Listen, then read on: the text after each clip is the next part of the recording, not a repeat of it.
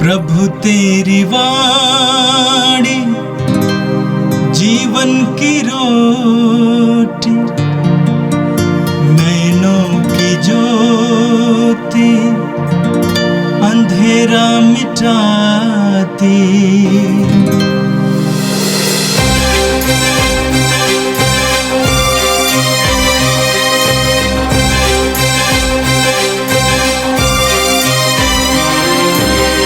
प्रभु तेरी वाणी जीवन की रोटी, नैनों की ज्योति अंधेरा मिटाती। प्रभु तेरी वाणी जीवन की रोटी, नैनों की ज्योति अंधेरा मिटाती। वाणी वाणी वाणी वाणी वाणी पवित्र है, शाश्वत है, जीवन का मन्ना है। 30 मई मंगलवार। पहला पाठ प्रवक्ता ग्रंथ अध्याय 35 पद संख्या 1 से 12 तक। संहिता के अनुसार आचरण बहुत सी बलियों के बराबर है। जो आज्ञाओं का पालन करता है वह शांति का बलिदान चढ़ाता है। परोपकार नैवेद्य लगाने के बराबर है। जो भिक्षादान करता है वह धन्यवाद का बलिदान चढ़ाता है। बुराई का त्याग प्रभु को प्रिय होता है और अधर्म से दूर रहना प्रायश्चित के बलिदान के बराबर है। फिर भी खाली हाथ प्रभु के सामने मत आओ, क्योंकि ये सब बलिदान आदेश के अनुकूल हैं। धर्मी का चढ़ावा वेदी की शोभा बढ़ाता है और उसकी सुगंध सर्वोच्च ईश्वर तक पहुँचती है। धर्मी का बलिदान सुग्राह्य होता है, उसकी स्मृति सदा बनी रहेगी। उदारतापूर्वक प्रभु की स्तुति करते रहो। प्रथम फलों के चढ़ावे में कमी मत करो। प्रसन्न मुख होकर दान चढ़ाया करो और खुशी से दशमांश दे दो। जिस प्रकार सर्वोच्च ईश्वर ने तुम्हें दिया है, उसी प्रकार तुम भी उसे सामर्थ्य के अनुसार उदारतापूर्वक दो। क्योंकि प्रभु प्रतिदान करता है, वह तुम्हें 7 गुना लौटा देगा। उसे घूस मत दो, वह उसे स्वीकार नहीं करता। पाप की कमाई के चढ़ावे पर भरोसा मत रखो, क्योंकि प्रभु वह न्यायाधीश है जो पक्षपात नहीं करता है। यह प्रभु की वाणी है। संत मार्कुस के अनुसार पवित्र सुसमाचार अध्याय 10 वाक्य संख्या 28 से लेकर 31 तक। तब पेतरुस ने यह कहा, देखिए, हम लोग अपना सब कुछ छोड़कर आपके अनुयायी बन गए हैं। ईसा ने कहा, मैं तुमसे यह कहता हूँ, ऐसा कोई नहीं जिसने मेरे और सुसमाचार के लिए घर, भाई बहनों, माता पिता, बाल बच्चों अथवा खेतों को छोड़ दिया हो, और जो अब इस लोक में 100 गुना ना पाए, घर, भाई बहनें, माताएं, बाल बच्चे और खेत, साथ ही साथ अत्याचार और परलोक में अनंत जीवन। बहुत से लोग जो अगले हैं पिछले हो जाएंगे, और जो पिछले हैं अगले हो जाएंगे। यह प्रभु का पवित्र सुसमाचार है। ख्रिस्त प्रभु की जय। यीशु में मेरे प्रिय भाई और बहनों, आज के दोनों पाठ हमें बलिदान के विषय पर मनन चिंतन करने का एक अवसर दे रही है। बलिदान शब्द की उत्पत्ति लातिनी शब्द बलि से हुई है, जिसका शाब्दिक अर्थ होता है पवित्र बनना। वह जो भी कार्य जो हमें पवित्रता की ओर अग्रसर करती है, या जिसके द्वारा हम पवित्रता में अपने जीवन को निर्वाह करते हैं, बलिदान से संबोधित करती है। उसका तात्पर्य बलिदान से होता है। आज का पहला पाठ प्रवक्ता ग्रंथ से लिया गया है। प्रवक्ता ग्रंथ के रचयिता अपने शब्दों के द्वारा बलिदान को परिभाषित करने की कोशिश करते हैं और कहते हैं, संहिता के अनुसार आचरण बहुत से बलियों के बराबर है। यहाँ पर अपने एक ही वाक्य में प्रवक्ता ग्रंथ के रचयिता हमसे यह कहना चाहते हैं कि हमारे सदाचरण, हमारे अच्छे आचरण, हमारे सुआचरण ही बलिदान को परिभाषित करती है। और उसी परिभाषा के आधार पर वह हमें बताना चाहते हैं कि हमारे जीवन में जो बहुत से बलि प्रभु को हम चढ़ाते हैं, प्रभु को अर्पित करते हैं, उनमें सर्वोत्तम है हमारा आचरण। जब हम अच्छा आचरण करते हैं, जब हमारे जीवन में अच्छा आचरण आता है, तो वह बलिदान के स्वरूप होता है। संत याकूब अपने पत्र के अध्याय 3 वाक्य संख्या 13 में कहते हैं, आम लोगों में जो ज्ञानी और समझदार होने का दावा करते हैं, वह अपने सदाचरण द्वारा, अपने नम्र तथा बुद्धिमान व्यवहार द्वारा इस बात का प्रमाण दे। यहाँ पर याकूब कहते हैं कि आप में से जो लोग ज्ञानी और समझदार होने का दावा करते हैं, वह अपने सदाचरण द्वारा, अपने नम्र और बुद्धिमान व्यवहार द्वारा इस बात का प्रमाण दे। यहाँ पर याकूब साफ साफ कहना चाहते हैं कि हमारी बुद्धिमानी हमारी आचरण में निहित होती है। यदि किसी व्यक्ति की बुद्धिमानी की हमें परख करनी है, तो हमें उसके आचरण को देखने की जरूरत होती है। वो जैसा आचरण करता है, उसकी बुद्धिमत्ता उसके बारे में प्रकट करती है।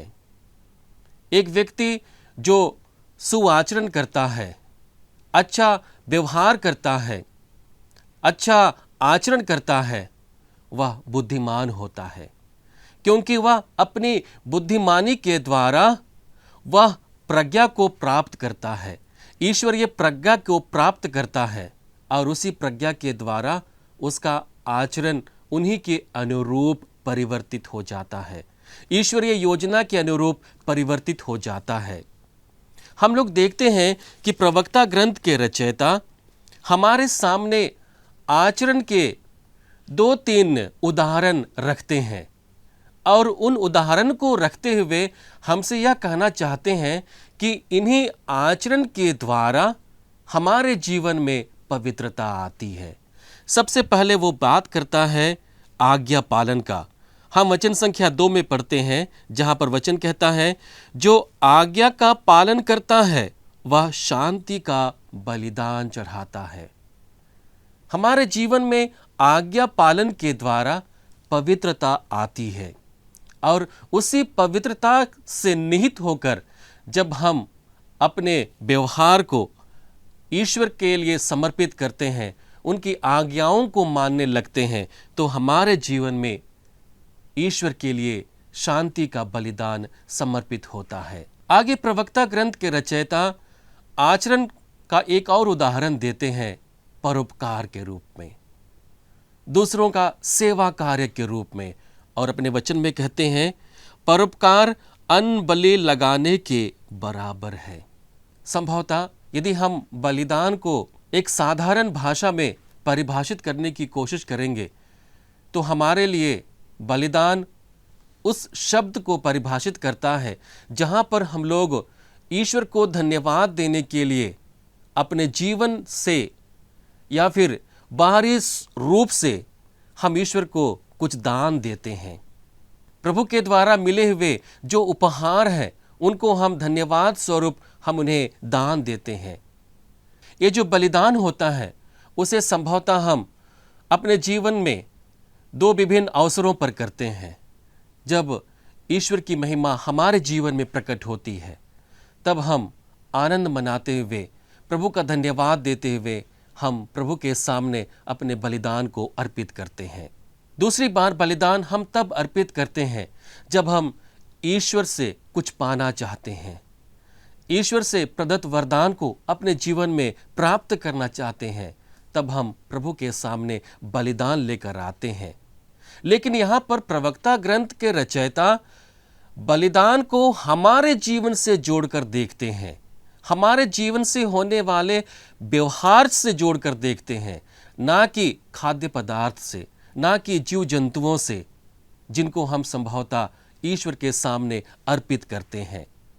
हमारे सामने प्रवक्ता ग्रंथ के रचयिता बलिदान का तीसरा उदाहरण रखते हुए कहते हैं कि भिक्षा दान हमारे लिए एक बलिदान के स्वरूप है।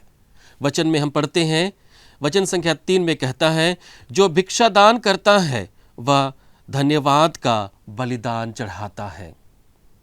जब भी हम किसी व्यक्ति को दान देते हैं, जो भी व्यक्ति आवश्यकता में होती है उसे हम स्वेच्छा से दान देते हैं, उनका सहयोग करते हैं, तो वह हमारे लिए धन्यवाद का बलिदान स्वरूप होता है।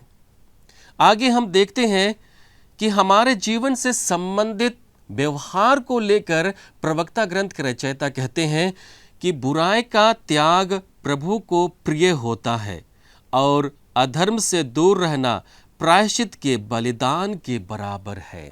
संभवतः हम प्रभु को जब बलिदान से जोड़कर देखते हैं तो हम कह सकते हैं, जब हमारे जीवन में पाप मोचन का पुण्य फल उत्पन्न हो जाता है तब हम प्रभु को धन्यवाद का बलिदान चढ़ाते हैं। लेकिन यहाँ पर प्रवक्ता ग्रंथ के रचयिता कहते हैं कि बुराई का त्याग करने से ईश्वर प्रसन्न होता है, और दूसरी बात, अधर्म से दूर रहना प्रायश्चित के बलिदान के बराबर है। इसका तात्पर्य क्या हुआ कि हमें प्रभु को वस्तुओं या चीज़ों से बलिदान देकर प्रसन्न करने की ज़रूरत नहीं है, बल्कि हम जब अपने जीवन के व्यवहार में परिवर्तन लेकर आते हैं, अधर्म की चीज़ों से अपने आप को दूर करते हैं, तब स्वतः ही हमारे लिए ईश्वर के सम्मुख प्रायश्चित का बलिदान समर्पित हो जाता है। आगे प्रवक्ता ग्रंथ के रचयिता बलिदान से मिलने वाले प्रतिफल के बारे में हमसे कहते हैं। वचन संख्या 8 और 9 में पढ़ते हैं, जहाँ पर वचन कहता है, धर्मी का चढ़ावा वेदी की शोभा बढ़ाता है और उसकी सुगंध सर्वोच्च ईश्वर तक पहुँचती है। यहाँ पर धर्मी का चढ़ावा उनका स्वयं का आचरण है, स्वयं का व्यवहार है, स्वयं के व्यक्तिगत जीवन से संबंधित जीवन है। और इसलिए यहाँ पर प्रवक्ता ग्रंथ के रचयिता कहते हैं कि धर्मी का चढ़ावा वेदी की शोभा बढ़ाता है, अर्थात हम स्वयं ईश्वर की दृष्टिकोण में मूल्यवान हो जाते हैं। हम प्रभु की वेदी में शोभा बढ़ाने लगते हैं। हमारा स्वयं का जीवन प्रभु के लिए एक सुग्राह्य बलिदान के रूप में अर्पित हो जाता है।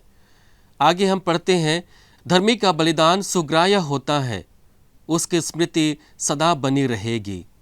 ईश्वर के मनसपटल पर हमारे व्यवहार और हमारे आचार, हमारे सदाचरण सदैव स्मरण रहेगी और उन्हीं के अनुरूप ईश्वर हमें आशीर्वाद देता है।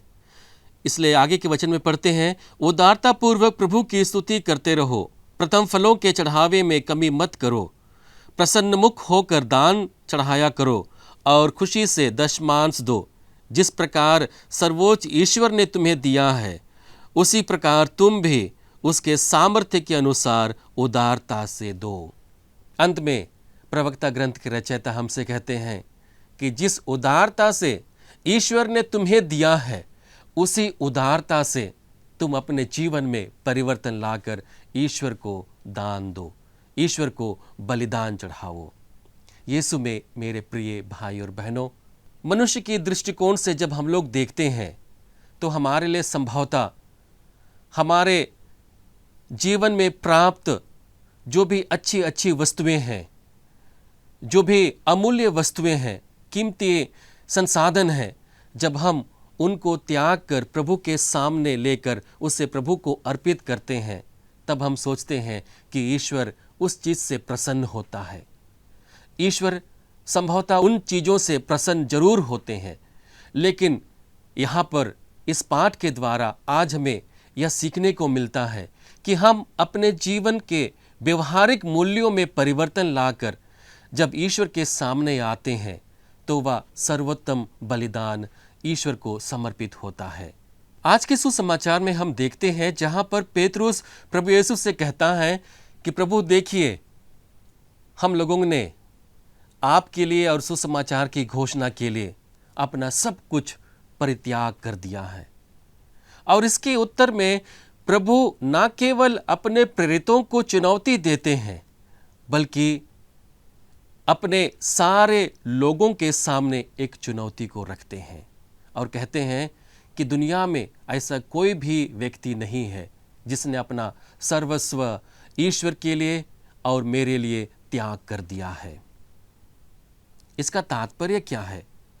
यहाँ पर प्रभु यीशु न केवल अपने चुने हुए लोगों के लिए, विशेष रूप से हमारे अंतर्मन में यह भावना उठेगी कि वे चुने हुए लोग कौन हैं, संभवतः जो अपने जीवन को प्रभु की सेवा कार्य के लिए समर्पित कर देते हैं। इसका तात्पर्य न केवल पुरोहित धर्म बंधुओं से या फिर धर्म बहनों से नहीं होती है, बल्कि इसका तात्पर्य उन सभी लोगों से होता है जो प्रभु के लिए अपने जीवन को समर्पित करते हैं। इसलिए संसार में हम मसीह की गवाही के लिए जब कुछ छोड़ना सीखते हैं तो वह हमारे जीवन में पवित्रता को लेकर आती है। वह त्याग हमारे जीवन में पवित्रता का फल उत्पन्न करती है। आज प्रभु वही पवित्रता को हमारे जीवन में लेकर आने के लिए न्योता देते हैं। वही चुनौती अपने शिष्यों के सामने रखते हैं कि तुम्हें 100% ईश्वर के लिए और सुसमाचार के लिए सब कुछ का त्याग करना पड़ेगा। इस संसार में रहते हुए, इस संसार में जीते हुए, इस संसार के चीज़ों का उपभोग करते हुए हमें कैसे ईश्वर के लिए अपने आप को समर्पित करना है, इसी के विषय में प्रभु यीशु अपने शिष्यों के सामने और हम सभी विश्वासियों के सामने एक चुनौती को रखते हैं। यदि हम वर्तमान संदर्भ में देखेंगे कि जो भी वस्तुएं हमें प्रिय होती हैं, अच्छी लगती हैं, जब हम उनका परित्याग करते हैं तो हम ईश्वर को सुग्राह्य बलिदान चढ़ाते हैं। हमारे लिए सांसारिकता और अनैतिकता का संक्रमण सबसे ज़्यादा प्रभावित करता है। सांसारिकता और अनैतिकता का संक्रमण आज संभवतः हर एक लोगों को संक्रमित कर चुका है, प्रभाव में ला चुका है, और वही चीज़ हमारे व्यवहारिक जीवन में परिवर्तन लेकर आता है। जब हम प्रभु के सामने आते हैं तो उन्हीं संक्रमण को त्याग कर, उस संक्रमण से बाहर निकलकर प्रभु के सामने अपने आप को समर्पित करते हैं, तब हम प्रभु के लिए 100% सब कुछ को छोड़ देते हैं। आइए हम प्रभु से प्रार्थना करें कि हम अपने जीवन में अच्छे आचरण को लेकर आएं, अच्छे व्यवहार को लेकर आएं, अच्छे जीवन शैली को लेकर आएं, और इन जीवन शैली के द्वारा हम यह समझ सकें कि हम प्रभु के लिए एक अनमोल उपहार और बलिदान चढ़ा रहे हैं, और इस बलिदान के द्वारा प्रभु स्वयं हमें पवित्र कर रहे हैं। आइए हम इस वरदान के लिए प्रभु से प्रार्थना करें। हे सर्वशक्तिमान पिता परमेश्वर, हम धन्यवाद देते हैं आज के सुंदर दिन के लिए। धन्यवाद प्रभु आज के पवित्र वचन के लिए, जो हमें अपने जीवन को पवित्र बनाए रखने के लिए सामर्थ्य दे रहा है। प्रभु हमें बल दे, शक्ति दे, सामर्थ्य दे कि हम अपने जीवन में, अपने आचरण में, व्यवहार में, विचार में, विचारधारा में परिवर्तन लेकर आएं, और उन आचरणों को, उन व्यवहारों को, उन जीवन शैली को चुने जो हमें पवित्रता में आगे बढ़ने के लिए मदद करती है, और ऐसे जीवन शैली को जीते हुए हम लगातार तुझे सुग्राह्य बलिदान चढ़ा सकें। प्रभु इस वचन को सुनने वाले हर एक विश्वासी को स्पर्श कर, ताकि वे अपने जीवन में अच्छे आचरण को लेकर एक योग्य बलिदान तुझे सदैव चढ़ाते रहें। हम ये प्रार्थना करते हैं हमारे प्रभु ख्रिस्त के द्वारा, आमीन। प्रभु तेरी वाणी जीवन की रोटी, नैनों की ज्योति अंधेरा मिटाती। वाणी वाणी वाणी वाणी वाणी पवित्र है, शाश्वत है, जीवन का मन्ना है।